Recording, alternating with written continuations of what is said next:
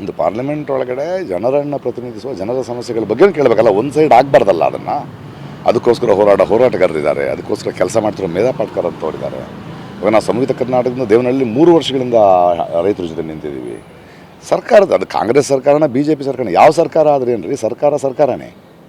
ನಾವು ಯಾವ ಪಕ್ಷದವ್ರಿಗೂ ಸೇರೋರಲ್ಲ, ನಾವು ಜನರಿಗೋಸ್ಕರ ಕೇಳ್ತಾ ಇದ್ದೀವಿ. ಅವರು 3 ವರ್ಷದಿಂದ ಕಳ್ಕೊಳ್ತಿರೋರು ಭೂಮಿ ಅವರು, ಅದ್ರ ಬಗ್ಗೆ ಮಾತಾಡಿದ್ರೆ ಅವರು ಕೇಳಿಸ್ಕೊಳ್ತಿದ್ದಾರೆ ಹೇಗೆ? ಸೊ ಈಗ ನಾನು ಇದು ಮುಗಿಸಿ ನಾನು ರಾಹುಲ್ ಗಾಂಧಿ ಅವರನ್ನು ಭೇಟಿ ಅಪಾಯಿಂಟ್ಮೆಂಟ್ ಕೇಳಿದ್ದೀವಿ. ಯಾಕಂದರೆ ನಾಳೆಯಿಂದ ಅಲ್ಲಿ ಕ್ಯಾಬಿನೆಟ್ ಮೀಟಿಂಗ್ ಇದೆ ಕರ್ನಾಟಕದಲ್ಲಿ. ನಾವು ಸಿದ್ದರಾಮಯ್ಯವರು ಇದಕ್ಕೆ ಮುಂಚೆ ಹೇಳಿದ್ದೀವಿ, ಬಟ್ ರೈತರು ಕೇಳ್ತಾ ಇಲ್ಲ. ರೈತರು ನಮ್ಮ ಭೂಮಿ ನಮ್ಗೆ ಕೊಡಿ ಅಂತಿದ್ದಾರೆ. ಸೊ ನಾಳೆ ದೇವನಹಳ್ಳಿಯಲ್ಲಿ ರೈತರು ಕೂತ್ಕೊಳ್ತಾ ಇದ್ದಾರೆ ಉಪವಾಸಕ್ಕೆ.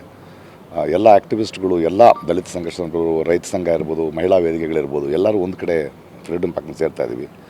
ನಾನು, ಕಿಶೋರು, ಹೀಗೆ ಮಿತ್ತಂಥ ಸಾಹಿತಿಗಳು ಅಥವಾ ಕಲಾವಿದರು, ನಾವು ನೋಡಿದ್ದು ನಮ್ಮ ಹೋರಾಟ ಅಲ್ಲ. ಹೋರಾಟ ಇರೋದು ರೈತರ ಹೋರಾಟ. ಆ ರೈತರು ಭೂಮಿಗೋಸ್ಕರ ಹೋರಾಡ್ತಾ ಇದ್ದಾರೆ. ಅದನ್ನು ನೋಡಿ ಬೇರೆ ಸಂಘದವರುಗಳೆಲ್ಲ ಅವ್ರಿಗೆ ಅಂಡಾಗಿ ನಿಂತಾರೆ. ನಮ್ಮದೇನು, ನಾವು ಜನಸಾಮಾನ್ಯರು ನೋಡ್ತಾ ಕೂತ್ಕೊಳ್ಳೋಕ್ಕಾಗಲ್ವಲ್ಲ. ಅದು BJP ಸರ್ಕಾರ ಇತ್ತು, ಒಂದು ರೂಲ್ ತಂದರು. ಇವಾಗ ಕಾಂಗ್ರೆಸ್ ಸರ್ಕಾರ ನೀವು ಅದನ್ನು ಚೇಂಜ್ ಮಾಡಿದ್ರೆ ಮಾಡದೇ ಇದ್ದರೆ ಅದು ಹೈಕಮಾಂಡ್ಗೂ ಕೇಳಬೇಕು. ನಾವು ಏನಂತ ಆಶ್ವಾಸನೆ ಕೊಟ್ಟು ನೀವು ಬರ್ತಾಯಿದ್ರಿ, ನಿಮಗೂ ಅವ್ರಿಗೂ ಏನು ವ್ಯತ್ಯಾಸ? ರೈತರ ಭೂಮಿನ ಜನಪರವಾಗಿಲ್ಲದೆ ರೈತರ ಪರವಾಗಿಲ್ಲದ್ರೆ ಏನು ಪ್ರಯೋಜನ? ನಾವು ಯಾವುದೇ ಪಕ್ಷದವ್ರು ಅಲ್ಲ. ನಾವು ಅದನ್ನು ಪ್ರಶ್ನೆ ಮಾಡ್ತಿದ್ದೀವಿ. ಈಗ ನಾನು ಇಲ್ಲಿಂದ ನೇರವಾಗಿ ಮುಗಿಸ್ತೀನಿ. ಇವಾಗ 4:15 ಒಂದು ಮೀಟಿಂಗ್ ಇದೆ. ಅವರು ಮೀಟ್ ಮಾಡಿದ್ರು ಅಥವಾ ಅವರಿಗೆ ಹೇಳಬೇಕಾದ್ದನ್ನು ಅವ್ರಿಗೆ ಸಂಬಂಧಪಟ್ಟವ್ರಿಗೆ ಹೇಳಿ ನಾಳೆ ಹೋಗಿ ನಾವು ಅವ್ರ ಜೊತೆ ಹೋಗಿ ಉಪವಾಸ ಕೂತ್ಕೊಳ್ತೀವಿ ಅಷ್ಟೇ. ಸರ್, ಈಗ ಇವತ್ತಿನ ಸಭೆಯಲ್ಲಿ ಮುಖ್ಯವಾಗಿ ಸುಮಾರು ಒಂದು ಸಮಿತಿಯಲ್ಲಿ, ಸ್ಥಾಯಿ ಸಮಿತಿಯಲ್ಲಿ ಸುಮಾರು 22ರಿಂದ 24 ಜನ ಸದಸ್ಯರಿರ್ತಾರೆ. ಕೇವಲ BJP ಸಂಸದರು ಮಾತ್ರ ಬಾಯ್ಕಟ್ ಮಾಡ್ತಾ ಇದ್ದೋದ್ರು. ಕೇರಳದ ಇನ್ನೊಂದು ಪಕ್ಷದವರಿದ್ದರು, ಕಾಂಗ್ರೆಸ್ನವರಿದ್ದರು, ಬೇರೆ ಪಾರ್ಟಿಯವರಿದ್ದರು. ಬಟ್ ಅಷ್ಟು BJP ಅವರು ಜಸ್ಟ್ ವಾಕೌಟ್. ಆಮೇಲೆ ದೇವೇಗೌಡರಿದ್ದರು. ನಾನು ದೇವೇಗೌಡರನ್ನ ಕೇಳಬೇಕು, ನಾನು ಅವ್ರನ್ನೂ ಕೇಳಿದೆ. ಯಾಕಂದರೆ ಮಾಜಿ ಪ್ರಧಾನಮಂತ್ರಿಗಳು ಒಂದು ಸಮಿತಿಯಲ್ಲಿ ಕೂತಿದ್ದೀರಿ, ಮೌನ ಅಲ್ಲ ಅಣ್ಣ, ಏನಿದು ಅಂದರೆ ಸುಮ್ಮನೆ ಹಿಂಗೆ ಕೈ ತೋರಿಸ್ತಾರೆ. ಅಂದರೆ ನೀವು ಮಣ್ಣಿನ ಮಗ, ನಾವು ರೈತರ ಪರವಾಗಿರಬೇಕು. ನೀವೇ ಅಲ್ವಾ ಇದನ್ನು ಸ್ವಲ್ಪ ಸಡಲಿಗೊಳಿಸಿದ್ದು.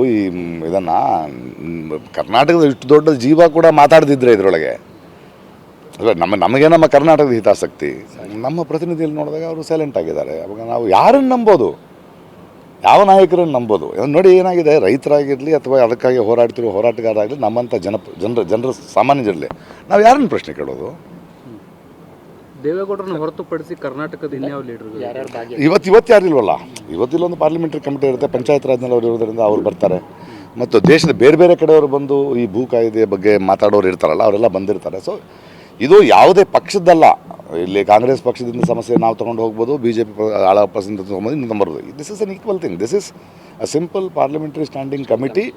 ಕೇಳಿಸ್ಕೊಳ್ಳೋಕ್ಕೆ ಸರ್ಕಾರಗಳು ಮಾಡ್ತಿರೋದು ನಿಮ್ಮ ಜನಸಾಮಾನ್ಯರ ಅಥವಾ ಸಿವಿಲ್ ಸೊಸೈಟಿಯ ಅಥವಾ ಇದರಕ್ಕೋಸ್ಕರ NGOನಲ್ಲಿ ಕೆಲಸ ಮಾಡ್ತಿರುವ ರಾಜಕೀಯ ಇಲ್ಲದೆ ಆ ಥರದ ಯಾವುದೇ ಐಡಿಯಾಲಜಿಗಳಿಂದ ಆ ಥರದ ಯಾವುದೇ ಅಜೆಂಡಾಗಳಲ್ಲಿ ಕೆಲಸ ಮಾಡೋರು ನಿಮಗೇನು ಅನಿಸುತ್ತೆ?